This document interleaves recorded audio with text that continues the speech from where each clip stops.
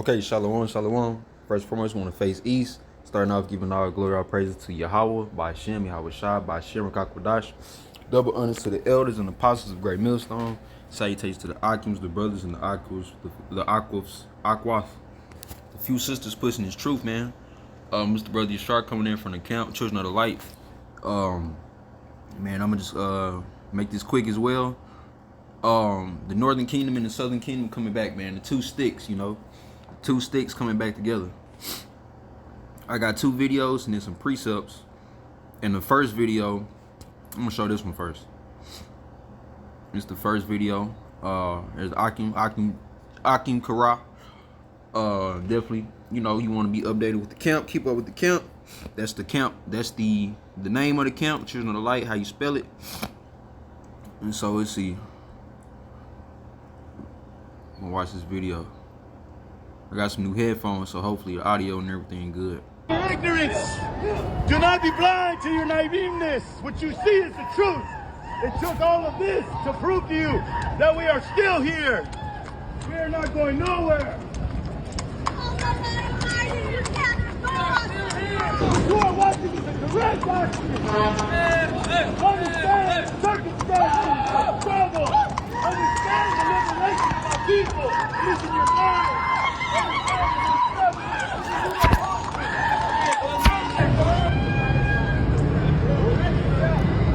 The United States tried to erase our people, but we're still here. See that? United States tried to erase our people, but we still here. I was gonna start with one precept, but the Akim Kara, he just quoted Psalms 83, 3rd chapter, in his video. So we're gonna go ahead and elaborate. We're gonna use the same scripture, but for a different topic. But guess what? It all lines up in one. Psalms 83. I started, first from the top. It says, "Keep not thou silence, O God. Hold not thy peace and be not still, O God." And that's what the top Edomites, that's what they think the Most High Yahweh Bashim Yahweh Shai is doing, because he may not have been executing judgment speedily as if they would expect him to. Because think about it, they don't did all types of shit to our people, man. Blacks, Latins, Native Americans. I don't even have to go into. You already know what they don't did to our people. Slavery, all that. We already know about it. Okay, so this is why King David is exclaiming to the Most High, "Hold not thy peace and be not still," in getting our true reparations. Like the Akim Kara once again was going into against our enemies. Because honestly, yeah, they are enemies, but we enemies, but they don't have the upper hand for the most time. More they've had the upper hand over Israel more than Israel has had the upper hand over them throughout history. All right, but that's gonna end because 2nd Ezra 6 and 9 is gonna take place. Esau is the end of the world, Jacob is the beginning of thereafter, and we know that Daniel, 12. Oh, he's quoted, man. Daniel. This should be my last time having to go look at this scripture, because I use it damn near every day. 12 and 7, is it? No, it's 7. Daniel 7 and 18. When the saints of the Most High shall possess the kingdom forever and ever. So not to stir off topic, I just wanted to elaborate on verse 1. Verse 2. "For lo, thine enemies make a tumult, and they that hate thee have lifted up the head. They have taken crafty counsel against thy people and consulted against thy hidden ones. They have said, Come and let us cut them off from being a nation, that the name of Israel may be no more in remembrance." And if you could look at verse 6, they give you the main enemy is the tabernacles of Edom, the Edomites. All right. So that's prophecy, because what did this Native American brother just say? Let's go back and listen.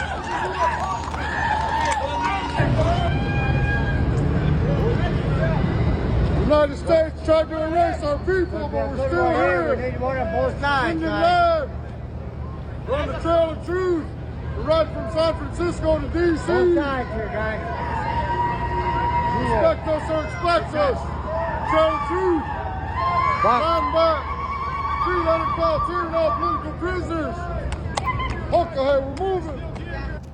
See that? They in federation under their people. See, Israel The northern and the southern kingdom is learning not to trust into the chariots of Egypt. All right, the strength of Egypt, the strength of Pharaoh. Okay, we learning to come up out of that, because we seeing that all that comes with that is just oppression and affliction of our people. Now, this is the precept I was going to start off with. Genesis 49:19. It says, and if you go to Genesis 49, that's basically the traits and the characteristics of each tribe. All right.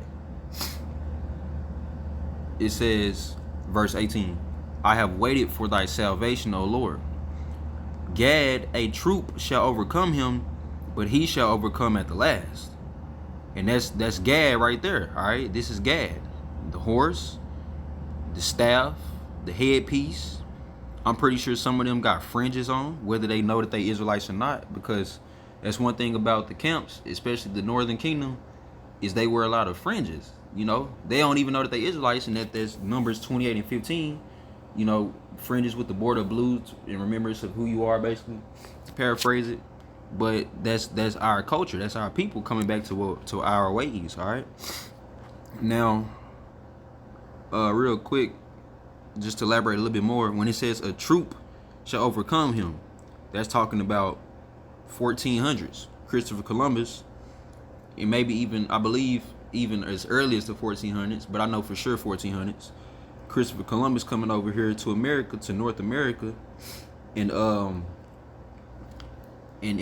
rape, rob, and murder the Native Americans. Millions, over 80 million Native Americans killed, man, between now and then. And we'll see how much land did the Native Americans, I be typing too fast. How much land did the Native Americans own? Look at that. In 1887, tribes held 138 million acres. Just 47 years later, in 1934, they owned 48 million acres. All right, which is still a lot. But guess what? You own 138 minus 48. Let's see. 138 minus 48. So they lost 90 million acres of land. Let's look at a map real quick. Okay, here we go.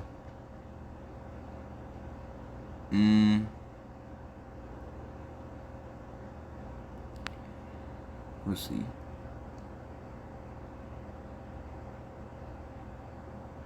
What the hell?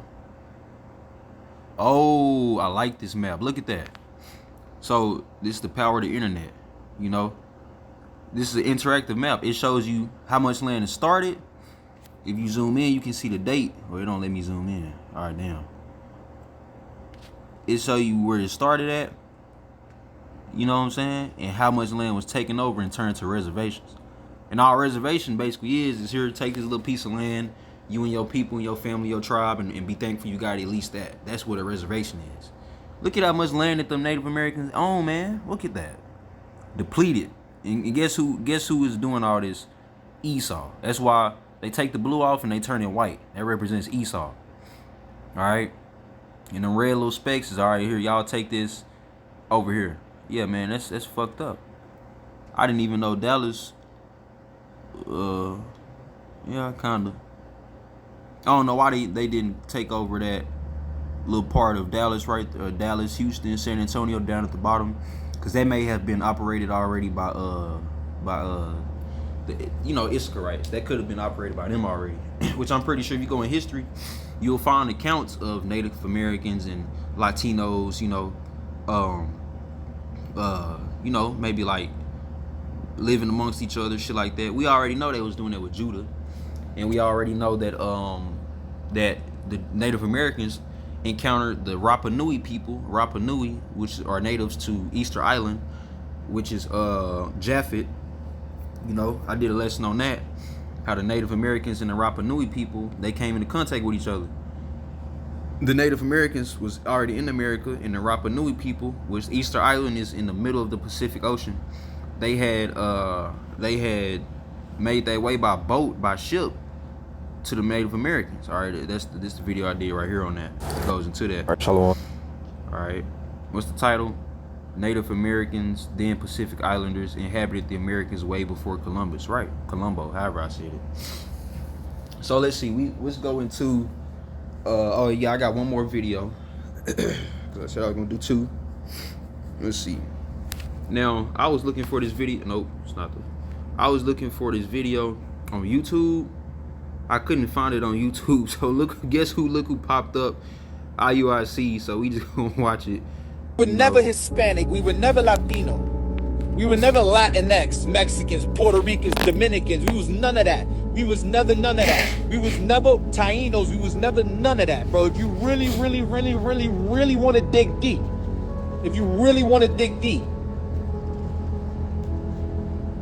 we're the people that the Bible speak of. If you really want to dig deep. All right. We So were never Hispanic. We were there you go. That brother, which you know, he could be in the truth or not. He looked like he due to that crispy edge up, he could be an IUIC member, because you know, you in IUIC, don't come to camp without your edge up, all right? unless you just you know, a brother on the back burner, all right? But if you one of them captains and Sakari, so if you a Sakari, make sure you come to camp with your beanie on, with your shiesty mask on, and your hat on, your what they call it, your snapback. If you in, or they be wearing the other hats too. If you in IUIC, make sure you come to camp with your beard shaved. I mean, not with your beard shaved, with your beard lined up and with your crispy edge up. All right.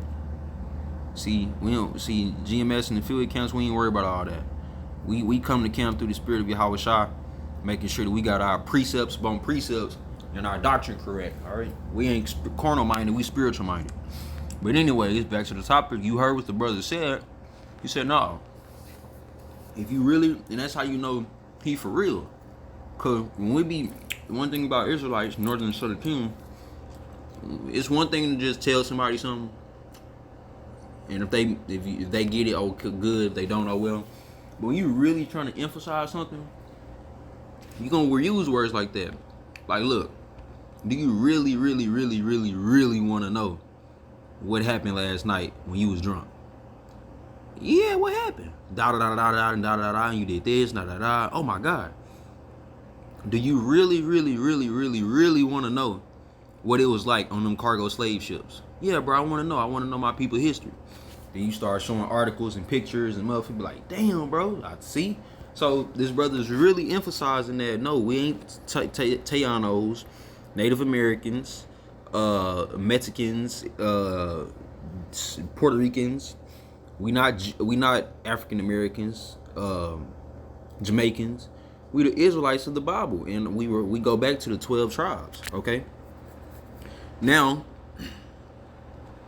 let me see. Let me go through some precepts on the 12 tribes coming back together, because I just had an account at work with bro, in which I ride the bus to work. I used to see him riding the bus to work.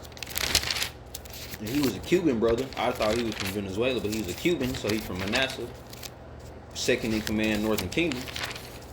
And over a year that I've been seeing him, we don't really talk because, you know, he know a little English, I know a little Spanish, so we'll see each other and, you know, head nod. But we've been doing that for like the last year. And so finally, I was in the clock out line yesterday because we stay on the same street. And I was like, hey, bro. I said, tu casa is in Forest Lane? Like, your house still on Forest Lane? That's true. I guess I just gave away my street. But he said, yeah, see. He said, tu, ti? I was like, yeah. Basically, like, yours? Like, yeah. And he basically told me, like, bro, if you stay on the same street and you've been staying there this last year, why don't you just drive home? Why don't you just not take the bus home and just ride with me? He basically was saying it like in Spanish. He used Google Translate. And I was like, I don't know, man. I don't want to be a burden on you. Bro, listen. You want to save some money? Yeah. Ride with me and I will drop you off. Because his apartment and my apartment is like 3 minutes away. So I'm like, all right, bet. Cool. And we had a great conversation. you know, he was telling me about right now in Cuba, because I asked him, like, bro, like, why do so many Latinos want to come to America?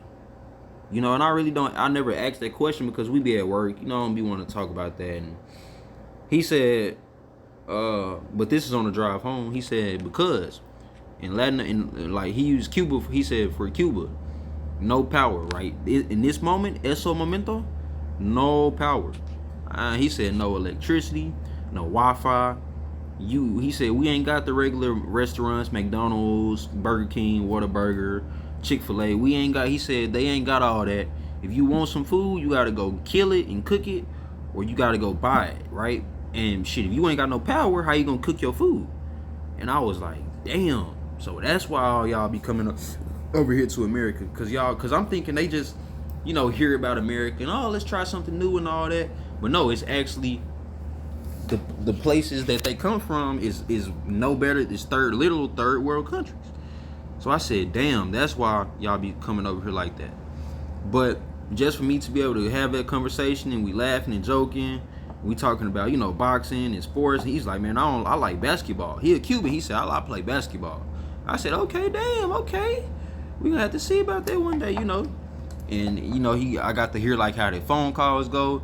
One, you know, he had 2 phone calls. On the second one, after it ended, probably like 10 minutes, he said that esta persona, like that person, mi hermano. He said no. He said diferente mamá.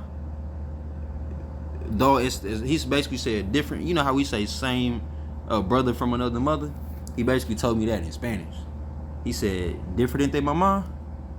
Though esta es mi hermano. He said we got a different mama, but that's my brother.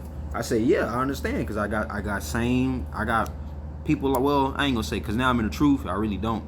The Akims is that's the best example. So Akims, we the same, different ages, hey, different parents, different backgrounds, but then my brothers. All right, he don't know it, but he my brother too, because he from the Northern Kingdom, Cuba. So with that being said, man, I just wanted to give that testimony, because I don't really have too many videos on deck with the tribes coming back, but I do got some precepts on deck. So let's see. Let's go to Jeremiah 3:18. Shout out to the brother Mashiach for putting that, because we actually went over this today, and it's all the brothers giving their precepts. I'm writing them down. Hey, Yahushua said do a video, so here I am. Jeremiah 3:18. In those days, the house of Judah, Benjamin, Levi, and Judah, shall walk with the house of Israel, the other northern kingdom tribes, and they shall come together out of the land of the north to the land that I have given for an inheritance unto your fathers. So what's that land of north? North America. You ain't gonna find the northern and the southern kingdom nowhere more abundant together and amongst each other than in North America. You would have some, you know, Southern Kingdom brothers move to Mexico, like they Denzel Washington, man on fire. You have some brothers move to South America, Latin America, try to, you know, become quote unquote passport bros, which, yeah, that's cool and all. But honestly, man, if you can do all that, but if you ain't in the truth, then that shit just temporary, you feel me? But anyways, this talking about North America. I'm gonna read it again. In those days, which means the time of the end, the days that we in right now, it says, in those days the house of Judah shall walk with the house of Israel, and they shall come together out of the land of the north to the land that I have given for an inheritance unto your fathers. Now that's our land, Israel. Okay? And like the elders were saying, Israel, the land of Israel don't just stop at where the 12 tribes was. We got, you know, a lot of that surrounding area, and that's all gonna have to be built back, cleansed, and reconstructed to our liking in the kingdom. And these motherfuckers only got 1,000 years to build our shit back. 1,000 years really ain't long once you talking eternity. So if y'all only got 1,000 years of hardcore slavery, which, hey, you know, hey, we can't argue. Shit, fuck it. We gonna work the shit out you motherfuckers. Like Esau, he only got about another 10 years on this earth before, you know, shit be destroyed. So you don't think he finna try to push forward with this agenda? Hell yeah. But it's 2 Ezra 6 and 9. Alright. Let's see. Verse 19. But I said, how shall I put thee among the children and give thee a pleasant land, a goodly heritage of the host of nations? And I said, thou shalt call me my father and shall not turn away from me. Right. Because in the kingdom, there ain't going to be no more northern and southern kingdom. We all going to be one kingdom. All right. Not one tribe. We still going to have the 12 different tribes, but we all going to have one kingdom. Okay. And then that's when we going to come back to the name Yahweh Bashim Yahweh Shai. But Jeremiah 3:18 is talking about on this side, in this earth right now. Not no heaven right now. It's definitely ain't no heaven. It's fucking captivity. It fucking sucks. But hey, we gotta dwell in it, right? 2 more precepts and I'm gonna wrap it up. Zechariah 9:12. Turn ye to the stronghold, ye prisoners of hope. That's talking about the Israelites, right? We prisoners of hope. Why? Because a prisoner is somebody that's locked up, incarcerated. You behind bars. You in a cell. You lack your freedom in your human rights. Okay, motherfucker, tell you when to go to sleep. Tell you when to get up. Tell you when to eat. Tell you when you can be outside working out for an hour. Okay, now you got to come back in. Now you gotta we give you an hour to read. Now you gotta go to this. You a prisoner. So spiritually, Israelites, we prisoners of hope because we hoping to be redeemed through salvation. Okay, even the ones that's not in the truth still will tell you, man, I'm tired of this American shit. I want to, for instance, I was talking to this Puerto Rican lady 1 year on the bus, and 1 year ago on the bus, and she said, man, I'm so tired. She was 60. She said, I'm 60 years old. And I don't like having to get up to go to work every day and all this. And I should have more than what I have. And me and my husband, the relationship didn't go good. My kids, they're just doing what they do to get by. She said, I know I sin and do all these things. I know, I mess up sometimes and sin. I'm not perfect. But I can't wait to get to heaven. And I said, see, that's the spirit of the Israelites. Because we ready to get back to heaven. We ready to get back. We coming back to our true nationality, man. Matter of fact, creature, wait for the manifestation of the sons of God. That's in Corinthians, Romans. Okay, let's see. Romans 8:19. Oh, this is my favorite scripture. Romans 8:18. For I reckon that the sufferings of this present time are not worthy to be compared with the glory which shall be revealed in us. Right, because even Apostle Paul, who wrote this, had sufferings in his leg. He had like an extremity in his leg or his foot. To where he asked Yahweh Shai, he was basically saying, can you spiritually heal this? Yahweh Shai said, nope, you got to bear it. Because the scriptures say, you come to follow me, bear your cross, all right? Same thing with us. We have to deal with afflictions and shit. I ain't worked out in 4 days. I woke up Thursday, leg cramping. I'm like, damn. And my funny bone hit my funny bone, so that motherfucker was hurting. And I'm like, damn, man, it's a fucked up day. I thought I was finna study and work out, and now I'm on bed rest and shit. Right? So we gotta deal with it. Verse 19, for the earnest expectation of the creature waiteth for the manifestation of the sons of God. Right. So what that means is the creature is the people, all right? And we know that the Paul was representing Israelites, no other nation. But so the creature is waiting on the manifestation of the sons of God. What that means is the Israelites, the 2/3, really all of Israel. Well, yeah, 2/3. I'll just say all of Israel. They waiting to see who the true men of the Lord really is, because they know when the man is revealed, the Lord is gonna come back. All right. And that goes into Wisdom of Solomon, chapter 3, when he talks about the strangeness of his salvation. I said I had 2 precepts, but you know how it be. Let me see, Wisdom of Solomon, chapter 3. No.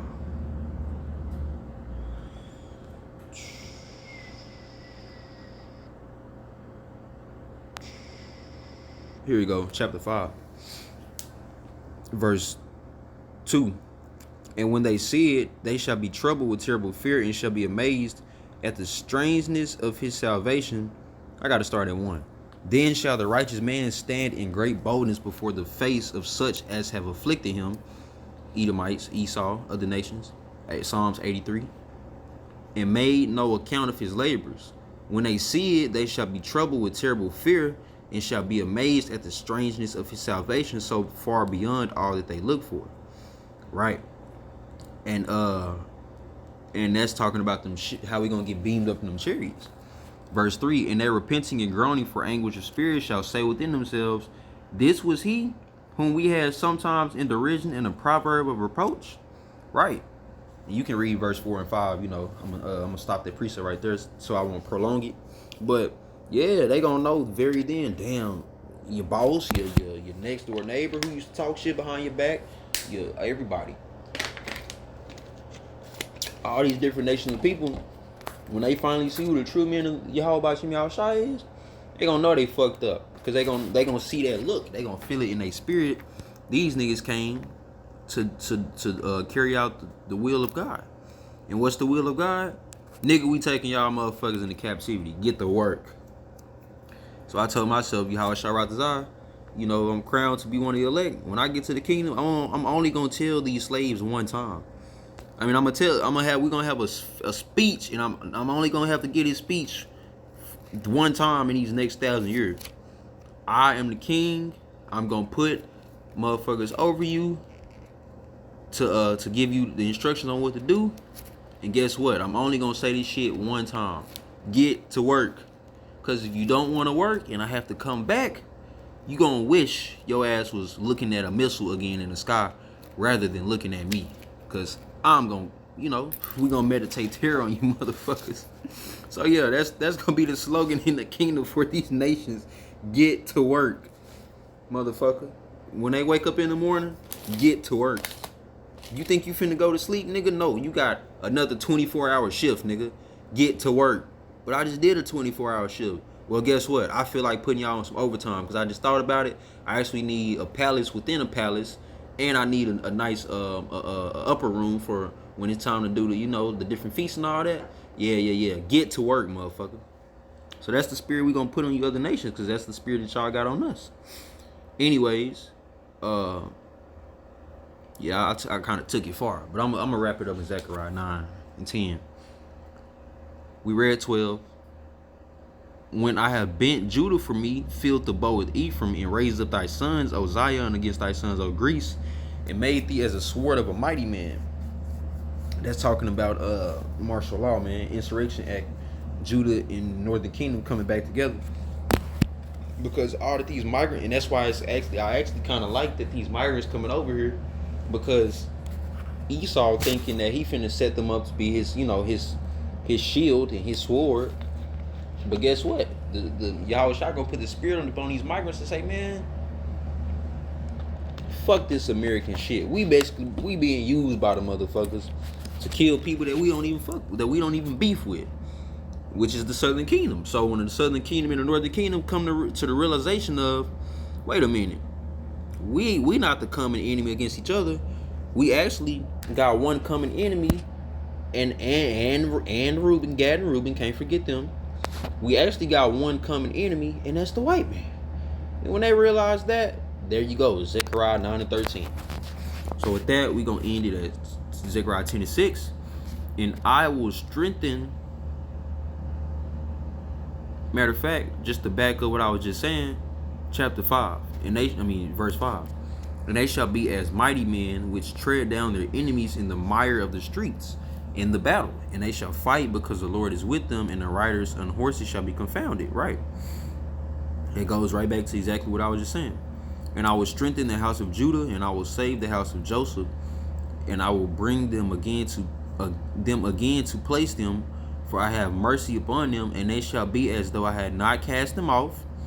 And that's talking about the whole Israelite. It don't say the remnant of the house of Judah or the remnant of the house of Joseph.